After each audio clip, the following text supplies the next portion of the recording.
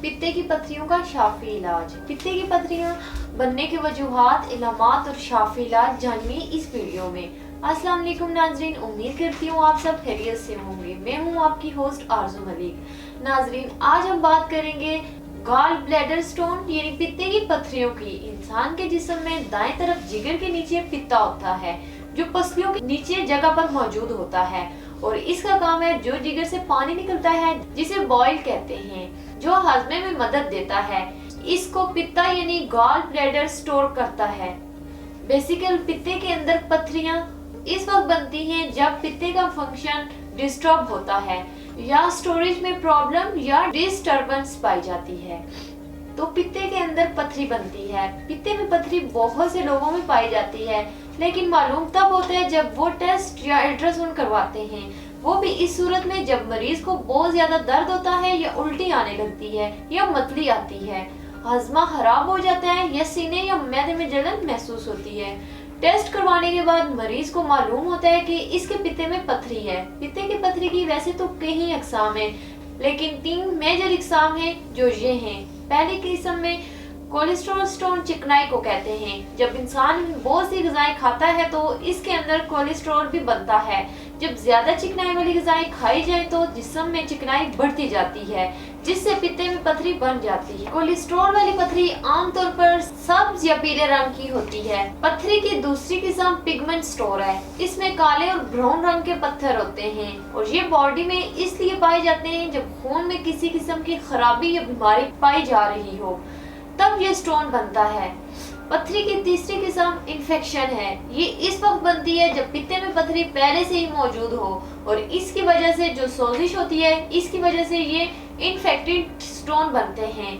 90% मरीजों को cholesterol stone ही पाए जाते हैं जिनका डायरेक्ट लिंक खाने के साथ होता है, तो ये स्टोन बनते हैं। अब पित्ते की पथरियों की अलामात का जिक्र करते हैं जिनकी वजह से मरीज डॉक्टर के पास आ जाता है।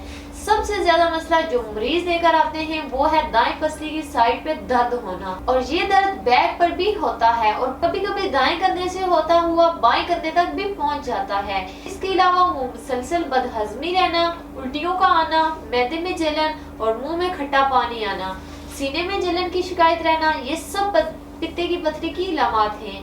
पथरी बनने की वजूहात में ऑयली फूड्स का ज्यादा से ज्यादा इस्तेमाल, बेकरी की बनी हुई अशिया इस्तेमाल करना, अल्कोहल और शराब का इस्तेमाल यानी ऐसी खुराक का इस्तेमाल जो देर से हजम होती है, पानी का कम इस्तेमाल पित्ते में पथरी की अहम वजूहात हैं। इन तमाम वजूहात और इलामात को सामने रखते हुए तासीर दवाखाना के मायनास हुक्मा, डॉक्टर्स, लेडी डॉक्टर्स और फार्मासिस्ट ने साल की रिसर्च के बाद इसका कामयाब और कीमती इलाज मुतारिफ करवाया जो पित्ते की पथरियां हमेशा के लिए खत्म करके इसकी तकलीफ से निजात दिलाएगा। इस इलाज की खास बात यह है कि इसमें किसी ऑपरेशन या सर्जरी की जरूरत नहीं होती और न ही आपको किसी किस्म की तकलीफ दा मरहले से गुजरना पड़ता है। इस इलाज से आपके पित्ते की पथरियों का हमेशा के लिए खात्मा हो जाएगा। तासीर दवाखाना जो गुज़िश्ता 80 सालों से अवाम उन्नास की खिदमत में मसरूफ अमल है, यहाँ से हजारों मरीज इलाज करवाकर खुशहाल जिंदगी बसर कर रहे हैं। तासीर दवाखाना पर मुकम्मल तशखीस के बाद इलाज किया जाता है और यहाँ से इलाज करने वाला मरीज कभी मायूस नहीं लौटा। पित्ते की पथरियों का कामयाब इलाज बेउलादी मशहूर रूहानी मुआलिज हकीम और डॉक्टर तारिक महमूद तासीर की सरपरस्ती में मुतारिफ करवाया गया। ये इलाज न सिर्फ पाकिस्तान बल्कि पाकिस्तान से बाहर पूरी दुनिया में मुकम्मल भरोसे के साथ इस्तेमाल किया जा रहा है। ये इलाज कोलेस्ट्रॉल की बढ़ी हुई मकदार को कंट्रोल करके लेवल पर ले आता है जिससे मजीद पथरियां बनने का अमल रुक जाता है और बनी हुई पथरियों को खारिज करता है। अगर आप भी इस तकलीफ मर्ज में मुब्तला हैं तो देर न करें बल्कि आज ही तासीर दवाखाना तशरीफ लाएं और मुकम्मल तशखीस के बाद अपना इलाज शुरू करवाएं। इस इलाज से मर्ज का हमेशा के लिए खात्मा हो जाएगा और मजीद पथरियां बनने के चांसेस खत्म हो जाएंगे।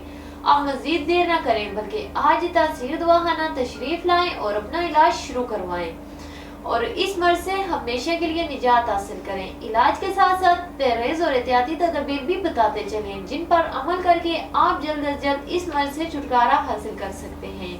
अपनी खुराक सादा और मुतवाज़िन रखें, खाने में ताज़ा सब्जियों का इस्तेमाल करें, रोजाना दूध पिएं, फ्रेश फलों का इस्तेमाल करें, फलों का जूस भी इस्तेमाल कर सकते हैं।